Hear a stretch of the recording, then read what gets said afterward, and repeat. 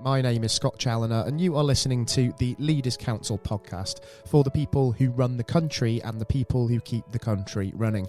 Now, as regular listeners of our programme will know very well, part of our mission here at the Leaders Council is to bring you a variety of distinct perspectives on leadership and current affairs.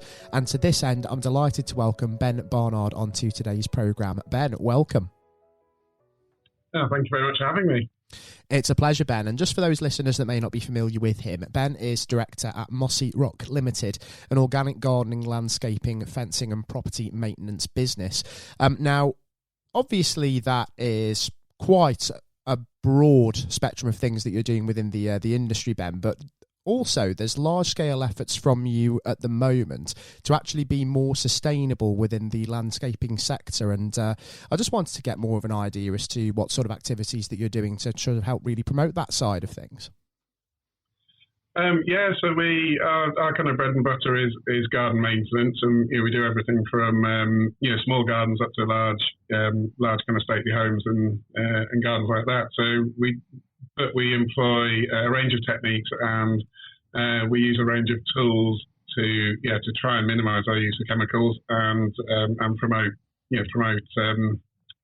healthy soil and promote a habitat for wildlife and insects to enjoy. And some of the things we use are we try and incorporate a kind of a bit of a take on the no-dig technique.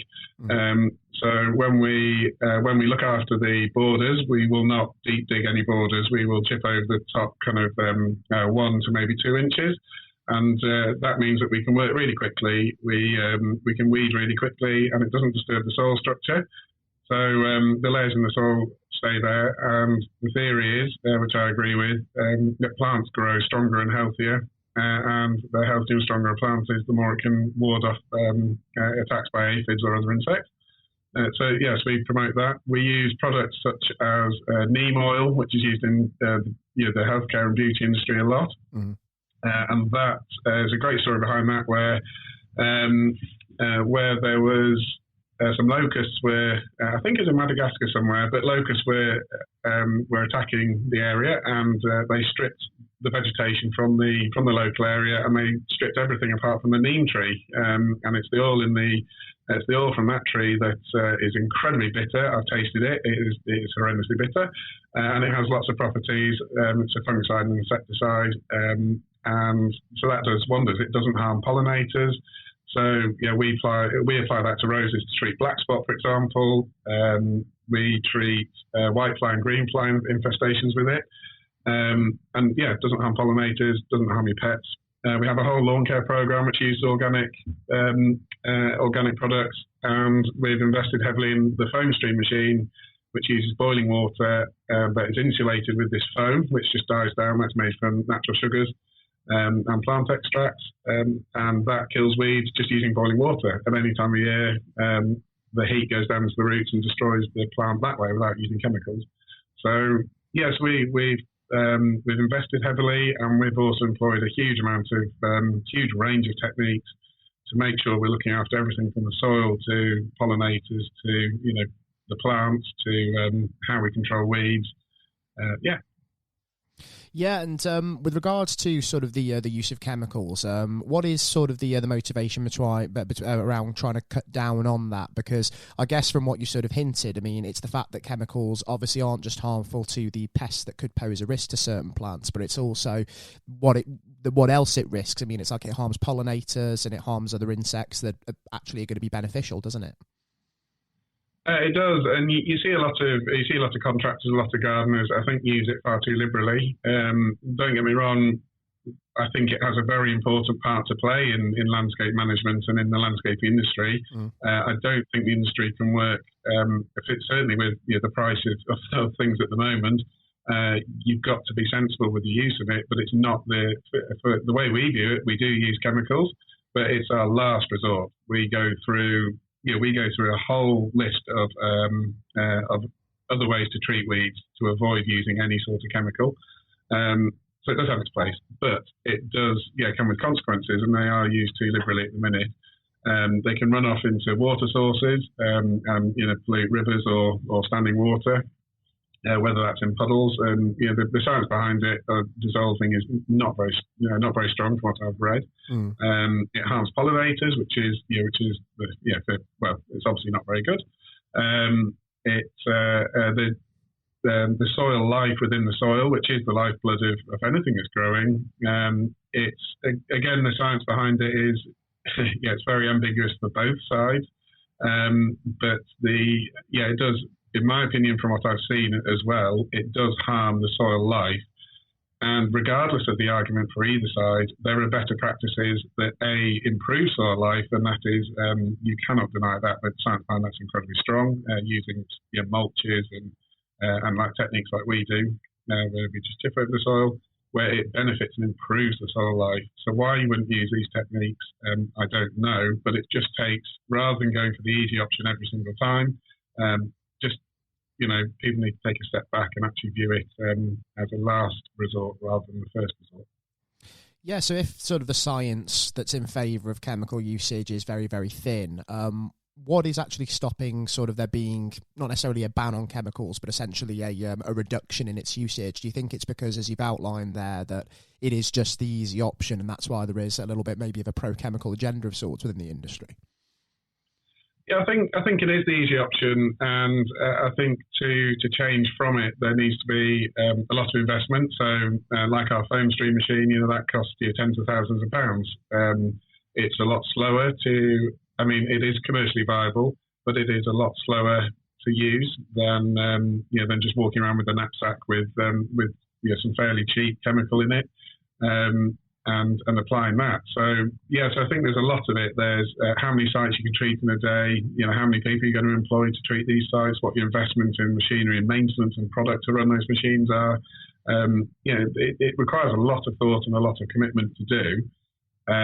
And I think that's it. And I think people hide behind this science that's driven behind the chemical companies, which is very loose and pretty ambiguous. I've not read a very convincing report done by any of them showing me that it is safe.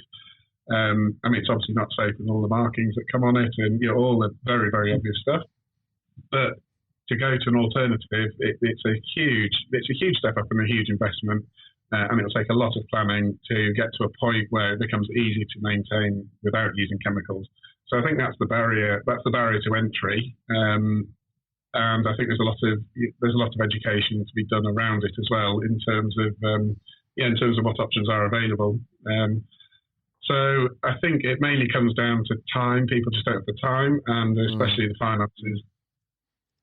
Yeah, so those are sort of key elements that maybe, as you say, barriers to people sort of moving towards sort of more sustainable options. And I guess what you're looking to do yourselves is almost be kind of an example there to follow, in the sense that you've shown that sort of minimalising the use of chemicals can actually be done, and you're actually running a sustainable and financially viable business as a result of it.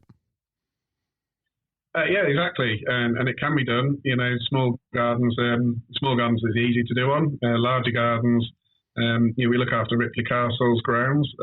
That's 19 acres, including their forestry.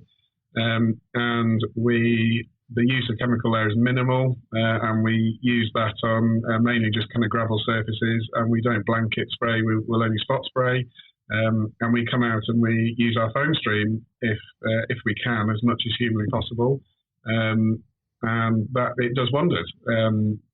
My team feel a lot better about it. They're not getting nauseous from using chemicals all day.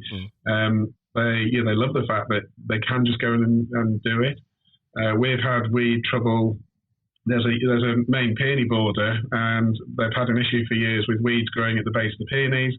There was no way to get rid of it, and we came in with our foam stream, and it worked an absolute treat. We could get in, we could treat the weeds in the peony border, and now there are no invasive weeds in this peony border. The only way to do that, as it turned out, was using the machine without having to dig them up and being entirely labour intensive. But I think anyone else would have suggested, lifting them up or spraying around them or something. We have solved a lot of issues using our techniques, which otherwise I don't think many other contractors would have been able to solve. Yeah, it's really interesting that, and I like as well how you talked about the fact that sort of reducing your chemical usage is also helping with sort of your employee well-being as well. They're going out into obviously the areas where they're completing their work, and they're not coming away feeling nauseous as a result of being exposed to sort of a large amount of chemicals when they're doing their work. I mean, really, really interesting, and just kind of moving the conversation on to sort of something else on the the sustainability side of things that I know you're also involved with. Some of your recent work has been involved in sort of maintaining sort of local solar farms in the Yorkshire area, hasn't it? And I'm guessing that sort of with the renewable movement set to sort of really expand, given that the government's talked an awful lot about that and sort of the importance of energy security in the wake of what's going on in Ukraine this year, that could be sort of a widening opportunity for you, I guess, in future, couldn't it? Massive. We, so the site, just over 200 acres, so a huge site. They sowed. So it's quite a hard site to manage because it's so big. They also construct the solar panels before you go and do any landscaping. So that's quite a challenge working around very expensive solar panels. But they sow a grazing meadow mix in the around the panels, which is fantastic. There's a huge amount of clover in there at the minute, and that's looking absolutely fantastic. That fixes nitrogen in the soil, and there's a huge amount of benefits in that. Modern farming techniques now are including a lot more diversity in terms of selective kind of weeds, what were considered weed species such as red clover, and they're now incorporating that into their grazing plans. So that's coming across into solar farms. Around all the margins, they sowed wildflower meadows, which have they've established really well as well. I saw those in the middle of last week, and they're looking great. And they've got sheep that are grazing, so they're trying to minimise the amount of cutting you have to do of the site, which is only twice a year, but you're still using kind of tractors and kind of big diesel guzzling machines. So they've got sheep grazing there. So everyone benefits. The wildlife absolutely love the flowering clover. They've got the wildflower meadows. There's shelter belts that have been put in, log piles, bird boxes, bat boxes, owl boxes. So on this site, the amount of environmental kind of focus outside of just the construction of the solar panels has been really impressive. I've absolutely loved working this site and maintaining it now. Yeah, it's brilliant, and I suppose there's going to be sort of more opportunities like this, and sort of others, even with the landscaping side in future, isn't there? Because I think since the COVID-19 pandemic, I think it is fair to say, isn't it, that there's been a real heightened awareness of our impact on the planet, hasn't there? And businesses are moving now to be more sustainable, and they're doing business with other companies that sort of have the planet and sustainability in mind. And with the advent of corporate social responsibility, and it's really starting to take off, I guess you're only in line to benefit, given the way that you're looking to sort of conduct business with sustainability and the green agenda in mind. Yes, I think so, and I think that again there's still resistance, there's pros and cons, but I think if you look at kind of what's happened recently, where there was a ban put on any more solar farms being built on productive arable land or farmland. I can't remember exactly what the wording was. So it is being highly contested, the installation of solar farms. But I think they are so simple, and I've been so impressed with the sustainability you can get around them. I think they're a lot less intrusive than wind farms. I think if you look at historically how the landscape has been affected by pylons and all these other things, infrastructure has been put in. I think now, exactly, the focus now is a lot more on the environment. I think when you're managing these sites and they are that environmentally focused, I think it's a great marketing ploy, and it's a kind of, all I've seen is that it's a win-win. I don't think it's an intrusive form of kind of energy, renewable energy generation. So hopefully there is a lot more movement on the solar farm front, and I think exactly people are a lot more aware and a lot more conscious of where their energy is coming and about the environment. And I think it's really positive, but there is still a lot of resistance in terms of you are still putting metal structures, on a farm. Where does the compromise stop? I don't know, but it's nice that these discussions have been had. Yeah, exactly, and it's in the headlines at the moment, isn't it? Just for the context of the listeners tuning in, we're recording this podcast on the 28th of November 2022. So there's a lot of talk in Parliament at the moment about the future of the effective ban on onshore wind farms, and there's a group of Conservative MPs, and also with the backing of the Labour Party, who want to try and overturn the effective ban that's been in place in 2015 by essentially allowing wind farms onshore to go ahead if they have the consent of local residents, basically. But what are your thoughts on that, Ben? I mean, because we've talked about sort of solar farms being sort of a less intrusive form of renewable energy, but what kind of future do you want to see sort of for the onshore wind side of things? Because could maintenance of sites like that also provide an opportunity for you? They could, but they're not very. So we have looked at a couple of contracts, but the actual sites you'll be maintaining, the footprint of the farm is actually quite small. So. They still farm arably quite close to the base of the wind farms. There's no one plot, so like this solar farm, you're managing the land over 200 acres, and that is being managed. Every bit of it's being managed, for the environment and the soil. So that's really good. But wind farms, I just think, are very intrusive. Like the solar farm, you can hide it with shelter belts, and you can hide it with woodland. You can have we planted just over a kilometre of new hedging to grow up and shield the farm from view from one aspect. So you can hide it, you can shield it, you can actually improve the environment because it's been there. I don't think you can do that with wind farms. I suppose it will come down to a bit more kind of technical data of what's the compromise. If you're going to visually ruin a landscape, which around me, I live right at the base of the Yorkshire Moors. There is a line of telegraph poles, the big pylons, the big metal ones that come across, and it's an unbelievable blight on the landscape. If they weren't there, it'd be so beautiful. And I think all of these kind of vertical structures that are being put in, wind farms, huge pylons, are, I think, for the visual impact on the environment, you'd have to have a lot of, they need to generate an enormous amount of energy. But in terms of what they give the environment, as I say, the footprint of the actual wind farm itself doesn't lend to planting wildflower meadows, doesn't lend to planting woodlands or anything like that. So they are there just as an energy generator. So in that sense, I wouldn't be particularly behind them.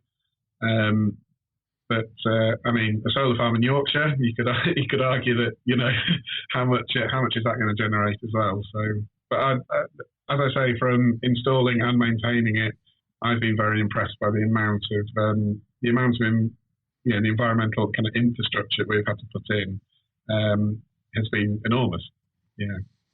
Yeah, definitely, and I guess what you rightfully say there, it's all about what the compromise is going to be, isn't it? I mean, there's been talk with sort of the wind farms, for instance, and how intrusive they are. Maybe if local residents were to consent to them being built sort of close to where they're living, and obviously it's going to be a little bit of a blight on the landscape around them, could sort of lower energy bills as a result of that compromise be something that could maybe tempt them. And obviously in the times that we're currently in, with the cost of living crisis and rising energy prices being very much in the headlines, that is something maybe that is to be considered.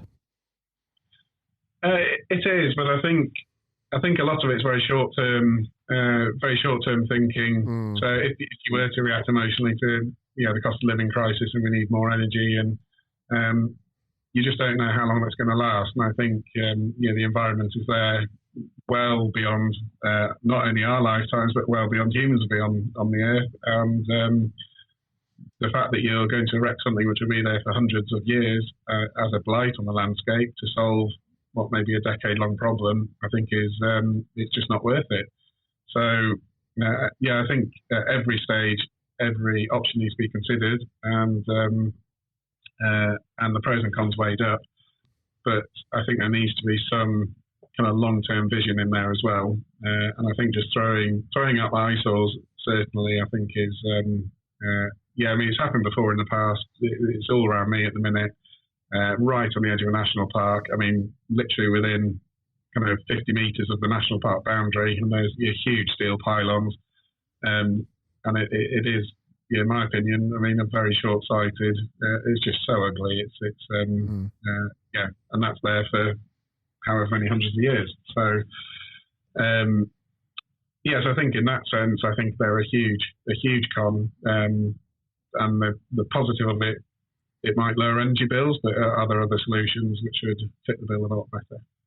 Yeah, absolutely, and I suppose the solar option is one thing to be considered in that sense, given that you've mentioned a lot of the pros on that side of things. And it sort of really struck me that you talked about sort of short-termist thinking there, and I think it's important that government doesn't fall victim to that when it comes to energy policy in the next few months and indeed years. But it's also important for business as well, isn't it? Because I suppose since the pandemic, there's been a huge temptation for businesses to go greener and be more sustainable and really effectively sort of market that side of things. But it needs to be more than just short-termist action, doesn't it? Because if you're not thinking about sort of the long term and how obviously over time you can keep your business operating in a sustainable way, I suppose you're only kind of putting yourself in the crosshairs for the greenwashing tag, aren't you? I mean, you don't want to be sort of falling victim to that side of things. You've got to make sure that when you're moving to doing things a bit more sustainably and you're really helping market that to other businesses, you've got to make sure that you're kind of doing it right and really just doing everything that you sort of can and sort of being thorough with the actions that you're taking.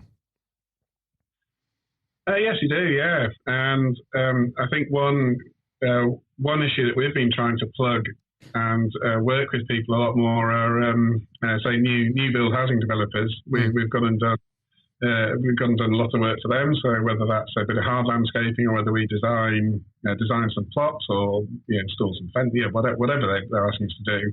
And I'll always approach their marketing department and just say, you do realise that we are environmental, we are trying to do our bit, and this is all about us. Why don't you use that as a marketing tool? You have employed these environmental company, use it, go for it. We can work together to put some marketing, some organic and environmental marketing spin on your marketing kind of program. And again, I've never had, not a single one of them has turned around and said, "Oh yes, let's sit down and have a meeting." You're just ignored. And you go past and you can see areas of grass where people are cutting it all the time, and it's right on the outside, right on the fringes. And you just think, well, you could establish that as a wildflower area. It could benefit, all the pollinators, all the insects. You only have to cut it down once a year, and you see the guys kind of out there, or teams of people, cutting it every other week. And fine, it looks like a mown lawn, but do you really need a mown lawn? It'll save them money. It'll look better for the environment. You could market it and say that you're an environmentally conscious, your new build housing company. There's so many, if you just think outside the box a bit and do something a little bit different, you can set yourself apart from many other people. I mean, a lot of instances actually save money on lawn mowing. You're not mowing it every other week, you're mowing it once a year. And that is missed, I think, by a lot of commercial companies, and especially new build housing companies that I've approached, who won't even sit down for a meeting with you, yet alone kind of use it for any marketing. So, so it is a shame. I think there is, there is a lot to be had there, and the movement. I think more people need to kind of, be a bit more open to it. It's all very well and good saying that they're trying, but from what I've experienced, they're not really. I suppose it's kind of, we've seen more businesses moving over to be more open to this sort of thing since the pandemic, haven't we? And it's a shame that it's almost taken that shock, hasn't it? But I guess as human beings, we're also creatures of habit. And an important thing is that there's been a lot of positive to come out of the tragedy of the pandemic over the last couple of years on, the sustainable working front, on the mental health side of things as well. And I guess the key thing is that we don't lose sight of that, and we don't lose the positive momentum that's built up, and we don't sort of sink back into essentially what we were doing before in that old mentality.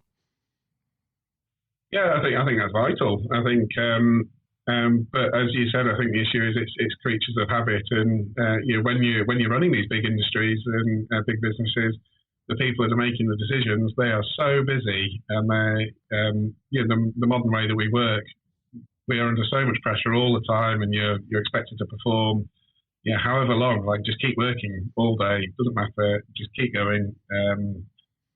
If you're at that level where you are the decision maker, you have so much going on. When someone comes up and says, right, we need to change things up, that's going to be at the back of your mind. So I think, I think we are creatures of habit, and I think the change is difficult, and people just don't have the energy, the time. They don't want to put the finances to it. There's far more important things, to put that towards. So it depends really on your mentality as a company. It depends if you see value in how that would, how that grow your company. And I think if people stopped and thought about it, they could find ways where it would add a lot of value to whatever service they're offering. But yeah, sadly, creatures of habit, just keep going with what you're doing and get the job done really at the minute. So if we were to sort of issue a message, let's say, to any other business leader that's tuning into this, or even budding entrepreneur that's going to start their own business, certainly a housing developer, let's say, that might well be listening in, I guess the message to them would be, don't be change averse, embrace it and be willing to sort of change things up. And even though it might seem like a stress on your time, just be willing to sort of, go down that pathway and see where it takes you.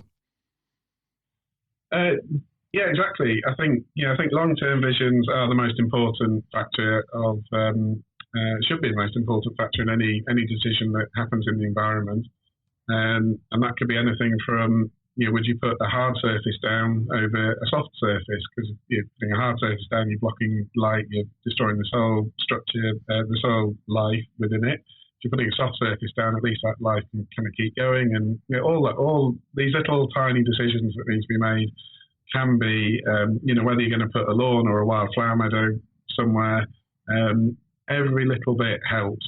And we can, if the grounds can be maintained in a more environmentally way, electric tools are becoming a lot better and better. I think the battery life now is getting fantastic, but I think the reliability of the tools still isn't quite there. So the fact of, we're trying to use more and more electric tools now over petrol tools, and in places, that means less disturbance for residents. It means less disturbance for the public walking about, and just little tiny things like that. Why not sit down and have a chat with an expert who actually knows what they're on about? And if you wanted to just explore what's the most environmental way to landscape your site or even to maintain it, why not have a chat about that? It might not be for you at the end of the day, but chatting never ever hurts. And I think that at the minute the door is closed far too many times. I think what's the harm in having a chat about it? What is the harm? Absolutely right. And for those individuals listening in that might be, interested in looking a little bit more into Ben's work, do go and visit mossyrock.co.uk and look more into their organic gardening and landscaping, because they are certainly experts in the field. And having talked about sort of both the short term and the long term future as well today, Ben, I do want to sort of have a little bit more of a chat about that as well, just before we wrap things up on the programme, and just sort of get an idea as to sort of what your own personal targets and ambitions are for yourself and the business over the course of this next year. What is it that you're really hoping to achieve, and where do you hope that the conversation on sustainability goes in that time? Yeah, I think we've had a lot of exciting work working with a lot of large groups, and everything from Spanish civil engineering companies to local civil engineering companies to house builders, and that's been really it's been really exciting for us, and a lot of it is working alongside them, not necessarily in the design or in the design of the project going forward, but it's purely been on the implementation side of it. So you get given the specs, and that's kind of what you have to work from. So we're now working really hard in trying to get involved with a little bit more of the design of an area, as well as its implementation, as well as its maintenance too. And so that's really what we're looking at now. We are wanting to, with our proven track record of looking after some large publicly open grounds, we're looking to expand into that a lot more for our regular maintenance teams. Just keep maintaining, installing, and advising. So we're offering a service from start to finish, really, with our environmental focus. And that, we are talking to and deal with a lot of larger clients, and the project's getting more and more exciting. So more solar farms, I hope, and some nice grounds to maintain. That'd be what we're looking at. Absolutely fantastic, and it's great that you're looking to sort of make that service more comprehensive, like I say, essentially a start to finish service. I think that's absolutely brilliant, and I do wish you all the luck in the world, Ben, in really sort of executing those goals to full effect. And like I say, hopefully the opportunities will keep on opening for you. And as we start to see the direction that we're going in on this, I'd relish the opportunity actually to welcome you back onto the show and just sort of catch up on how things are coming together, and maybe there'll be one or two interesting projects to be able to recount with us. I know there certainly will be, because we haven't had a dull year yet, so that'd be great. It's brilliant. It's fantastic working in an industry, isn't it, which is in a constant state of flux as well. And that's the magic of business and innovation. Things move so very quickly. And hopefully, in every sense, we'll start to see more of the entrepreneurial spirit of this country being unlocked. And you're certainly doing that in the sustainability sphere, aren't you, Ben? So thanks ever so much for taking the time to join us on the programme. And I'm really looking forward to having you on the show again in future. No, thank you very much for having me. And it's just nice to chat about something that you're passionate about. So thank you.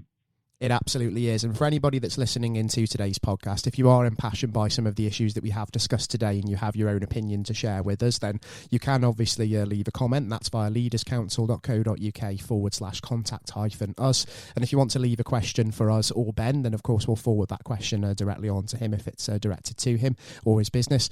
And just another note as well, you are able to actually apply to be on the programme yourself if you did want to bring your own perspective on this or any other topical matter or issue to the discussion table, and your port of call for that would be leaderscouncil.co.uk/apply if that was something that you wanted to do as well.